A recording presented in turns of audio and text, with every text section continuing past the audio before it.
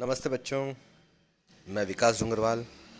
भूगोल की क्लास में आज अपन पृथ्वी का रासायनिक संगठन एवं विभिन्न आवरण उसके विषय में बात करेंगे।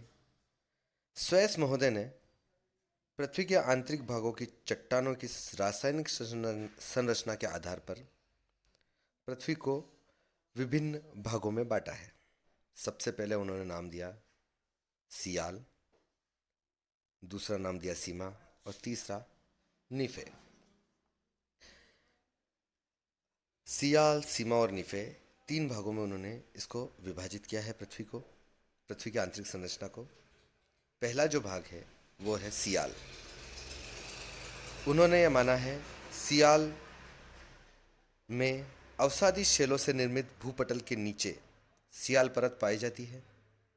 इसकी संरचना सिलिका Si सिलिका तथा एल्यूमिनियम और एल्यूमिनियम का Al दोनों को जोड़ दिया जाए तो सियाल होता है। तो सियाल प्लस एल्यूमिनियम, इसलिए इसका नाम सिलिका प्लस एल्यूमिनियम, इसको जोड़कर इन्होंने इसको नाम दिया है सियाल।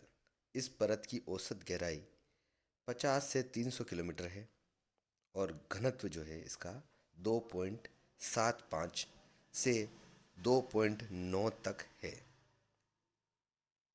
इसमें ग्रेनाइट शैलों की प्रधानता है। महाद्वीपों की संरचना मुख्यतः इसी परत की मानी जाती है। ठीक है, तो स्वेस के अनुसार उन्होंने महाद्वीपों की जो संरचना है वो सियाल की मानी है। दूसरी जो भाग उन्होंने बताया वो सियाल के नीचे है ना, वो भाग उसका नाम उन्होंने दिया सीमा। सियाल के नीचे दूसरी परत सीमा का विस्तार है। इसमें सिलिका प्लस मैग्नीशियम, सिलिका यानी Si प्लस मैग्नीशियम का Ma इजिकल टू सीमा। ठीक है, यानी इसमें सिलिका और मैग्नीशियम की अधिकता है, इस कारण इसे सीमा नाम दिया गया है। इस परत का घनत्व उन्होंने 2.9 से 4.7 माना है। इसकी गहराई 1000 से 2900 किलोमीटर तक मानी है।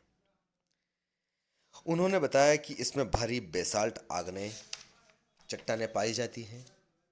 इस परत से ज्वालामुखी के लिए लावा प्राप्त होता है, यानी यहाँ पर ही वह भाग, वह चट्टानें हैं जो ज्वालामुखी में लावा के रूप में बाहर निकलती हैं। इसके बाद है नीफे। ये जो है ये सियाल और सीमा के बाद वाली तीसरी परत है जो बिल्कुल पृथ्वी के केंद्र में है, बीच में है ना। इसलिए इसको उन्होंने तीसरी परत जो है वो नीफे माना है। और इसमें जो है निकल प्लस फेरस की प्रधानता है, जिसमें लोहा, जिसको अपन कहते हैं निकल प्लस निकल और प्लस फेरस यानी लोहा, निकल का Na और फेरस लोहे का Fe, दोनों को जोड़ने पर ये निफे बनता है। यह 2900 किलोमीटर की गहराई से पृथ्वी के केंद्र तक विस्तृत है। इसका घनत्व उन्होंने 11 से 12 तक माना है। भूगर्भ के केंद्रीय भाग में निकल तथा लोहे जैसे भारी पदार्थों के कारण इसका घनत्व अधिक है और इसी कारण पृथ्वी की चुंबकीय शक्ति तथा स्थिरता का गुण भी है।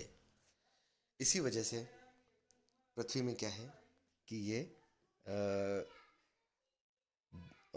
जो पृथ्वी का अंतरतम है वो इसीलिए इतना भारी घनत्व वाला है और क्योंकि यहाँ पर जो चट्टानें हैं वो खुद बहुत ज़्यादा घनत्व वाली हैं। यहाँ पर दबाव भी अधिक है, इसलिए उसके घनत्व में भी अभिवृद्धि हुई है। तो आप ये चीज़ समझ चुके होंगे कि स्वेस महोदय ने जो है हमें ये समझाने की कोशिश की है कि पृथ्वी के कितने संगठन हुए, पृथ्वी के कितने रासायनिक संगठन और इसकी परतों रासायनिक संगठन के हिसाब से इसकी कितनी परतें हुई? 3 परतें हैं। आप चित्र के माध्यम से ये समझने का समझ ही गए होंगे कि किस प्रकार से ये है ना? ठीक है, आज के लिए इतना ही। बाय।